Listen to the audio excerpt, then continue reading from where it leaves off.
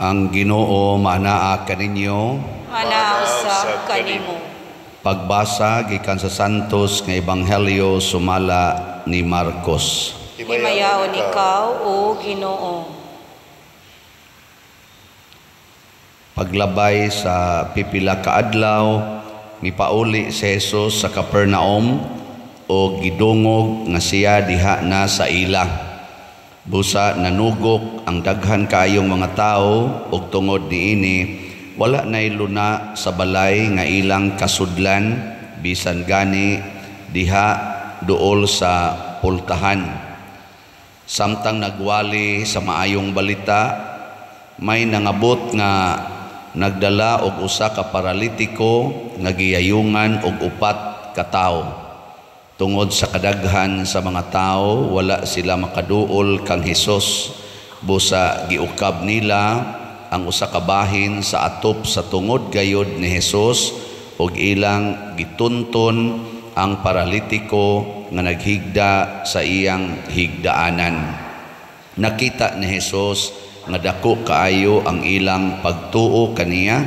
Busa miingon siya sa paralitiko, "Anak, gipasaylo na ang imong mga sala." May pipila ka mga magtutudlo sa balaod nga naglingkod didto ug nakaingon sa ilang kaugalingon nganong nangahas man siya pagpasipala sa Dios. Walay tao nga makapasaylog sala kundili ang Dios lamang. Apan nasabot dayon ni Hesus ang ilang gihuna-huna, busa miingon siya kanila, "Nganong naghuna-huna man kamo sa ingon? Hain may masayon. Ang pag-ingon ba ngadto sa paralitiko, ang imong mga sala gipasaylo na? O ang pag-ingon, bangon, dad-a ang imong gihigdaan og lakaw? Karon ipaila ko kaninyo nga ang Anak sa Tao adunay gahom dinhi sa yuta sa pagpasaylog sala." Busa miingon siya sa paralitiko, "Bangon, dad-a ang imong gihigdaan ug pauli sa inyo." Samtang nagtan-aw silang tanan, mibangon ang paralitiko, gialsa niya ang iyang gihigdaan ug midali paglakaw. Hilabihan ang katingala sa mga tao ug gidaig nila ang Dios. Sila miingon, "Sukad masukad, karon pa kita makakitag hitabo nga sama niini." Ang Ebanghelyo sa Ginoo. Daygon ikaw, O Kristo.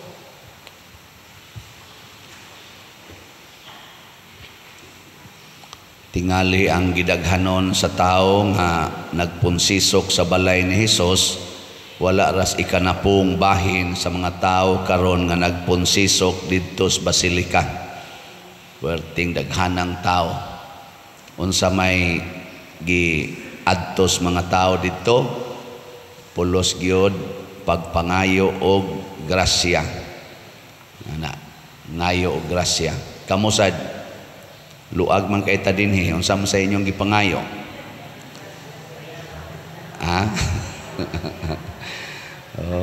Ang sa inyong gipangayo, grasya, disgrasya. O grasya gihapon, niya hain ganitong murag kusog-kusog ang grasya, adto sa tamo punsisok, kay ngita ang tagrasya. Karon sang buntaga, misa sa ron dito sa Kapilinya di Fatima, kada mana 13 sa buwan.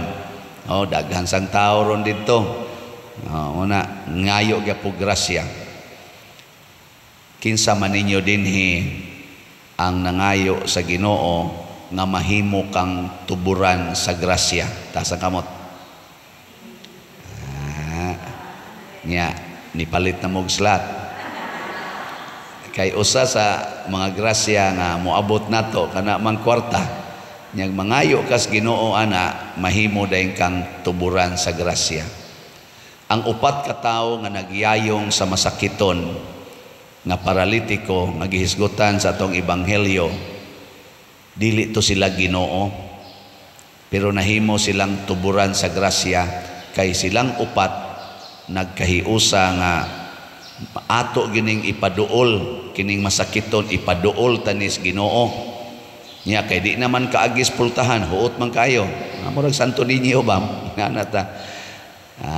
Madara mag-ukab ang atops balay, niadto sila sa babaw, giukab nila, giguba nila ang balay ni Hesus, balay man tong Hesus nga gipuy-an, giukab nila ug didto gitunton ang paralitiko aron maduol Dios Ginoo. Pasabot nihimo sila og sala aron lang maduol ni Hesus. Di na sala nga gubo nimo ang imong balay sa imong isig katawo. Sala na dili. Sala oy. Sala gina. Mao mambitaw na kanang kawatan, mulungkab sa imong balay, muguba sa imong bintana, ikadakop ana kulatahon dayon. Pero lahi man ang Ginoo. Bisan pag sa mata sa tao sala ang pagdagmal sa mga butang sa imong isig katawo, pero kung bungas pagtuo nga maora ng paagiha nga maduol kas Ginoo, ang tan-aw ni Hesus mao ang kadako sa pagtuo.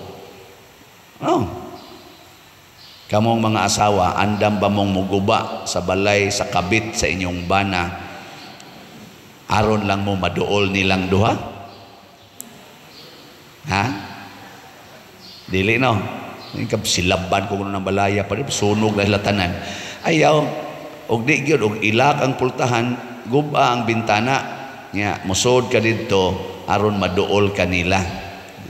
Ana no? Saban, okay mo ana. Wa mo klaro. Kana bang pagpaduol sa Ginoo? Unsa may makapaduol nato sa Ginoo gyud, kanang makapasuod gyud nato niya nga kinahanglang muguba kitag mga structures, either physical or material structures or spiritual structures. Kana gyung pagpasaylo, forgiveness.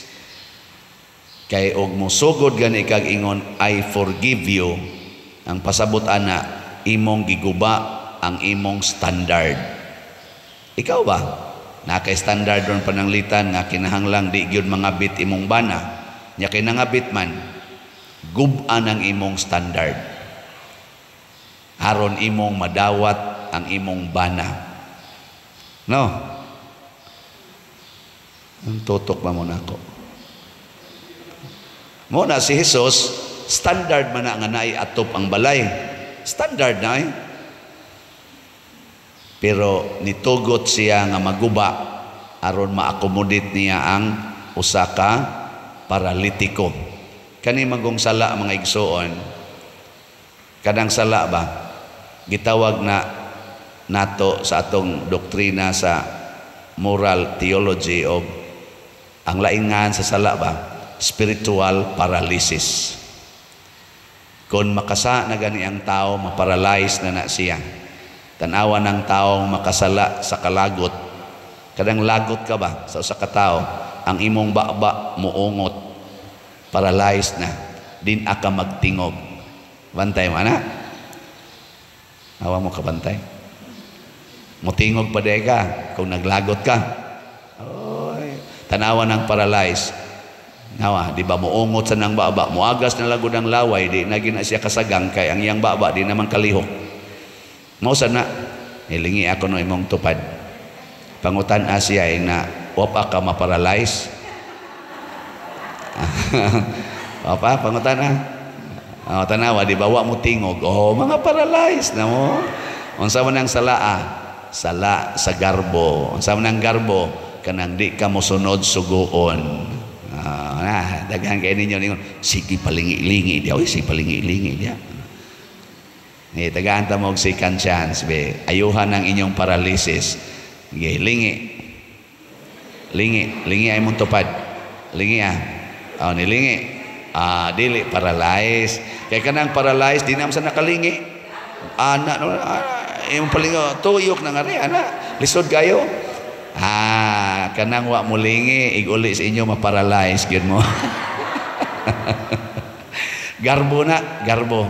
Kusog na patikig, ay ba ka na magarbo? Hawod kayo.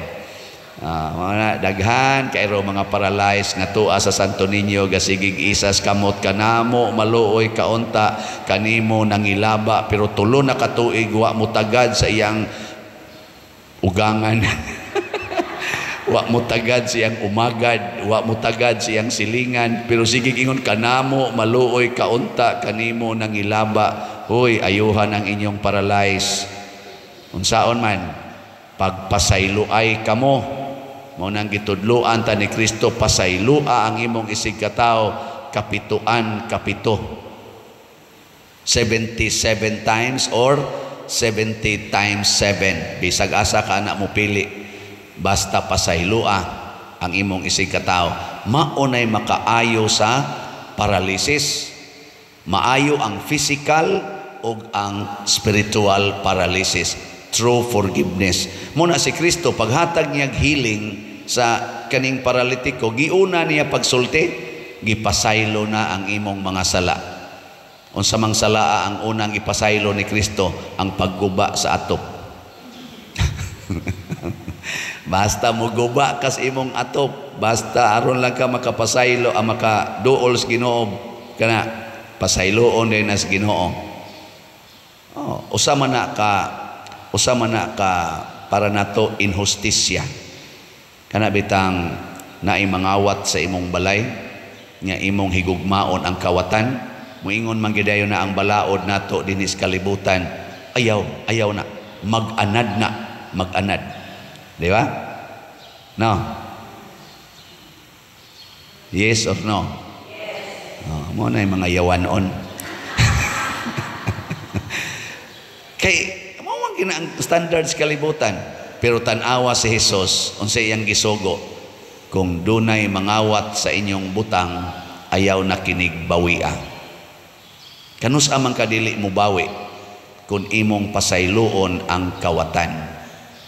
Nga unsa may mahitabo sa kawatan kung imong pasayloon, mo balik siya sa inyong balay. Mo balik siya aron magpasalamat nimo.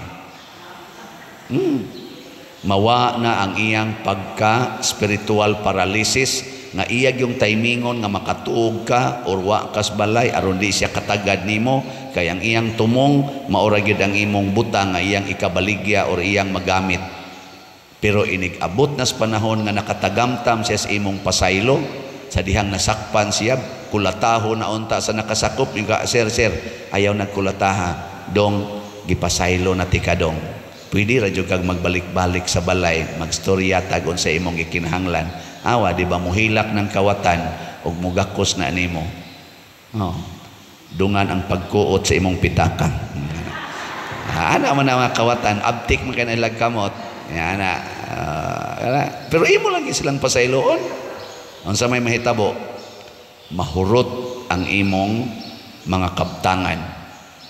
Ila maginang kwaon. Kay kawatan ko na. Nya maguol ba kag mahurot ang tanan? Pareha ni Jesus, sige kaguba iyang atop. Nya maguol ba gud si Jesus na maguba ang iyang balay? Ingon manggani siya, biyai ang inyong balay. Ingon manggani siya, ibaligya ang tanan nimong katigayunan o gihatag ang halin ngadto sa kabos aron makaangkon kas gingharias langit. Di maguol ka nga nahurot imong butang, dili.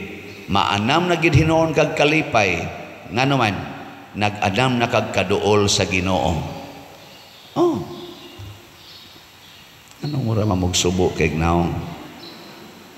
Sa unang pagbasa, unsa may gihisgutan sa unang pagbasa? Niingon diri, samtang ang Dios padayon sa pag-andam sa iyang pahulayanan para natong tanan, pero niingon siya, matnguna nato nga dili mapakyas ang atong pagsulod sa maong pahulayanan. Unsa may babag sa pagsulod? Ang sala. Ang sala. Matngunan. Muna nga matod pa diri, way problema sa Ginoo, kay gasige man siya andam sa pultahan sa langit para musuod ta, pero ang problema di ay naa nato kun di bata magdanghag. Mo na niingon diri nga daghan ang gisaaran niya sa maayong balita, nakadungog sad pero wa kasulod. Unsa may rason nganong napakya sila sa pagsulod? Tungod sa ilang pagkamasupilon. Masupilon. Kana bang moreklamo kita sa pamaagis Ginoo? Beko na be, usbon ako mong pangutana. Kinsa dinhi ang mopasaylo og kapito sa mga taong nakasaha ninyo? Taas ang kamot. Maayo. Congratulations. Pero naiuban nga ana lang yan. So kung mangabit ang imong asawa o tulo ka laki, pasayloon gyapon o dili? Tubag mga laki.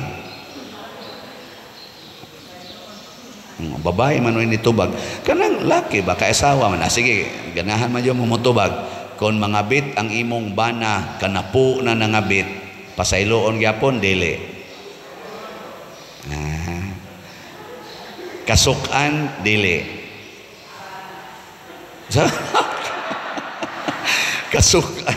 Pasayloon kasukan din na. Imo ganin pasayloon di jud ka masuko. Mga yawanon mo eh. Hay may sayon ayuhon ang spiritual paralysis o ang physical paralysis? Hay man. Si Jesus atong ibanghilyo niingon siya, hain may masayon ang pagpasaylo o ang pag-ayo aning paralitiko. Hay may sayon. Mas sayon ang pagpasaylo. It takes only your firm decision. Inigingon nimo, I forgive you, humana. Pero ang paralyzed, kinahanglan pa kag therapy, kinahanglan pa ka muadtog ospital, gasto pa ka istanan, napay mga laboratory. Sa laboratory palandaan, di nakahapit ka afford.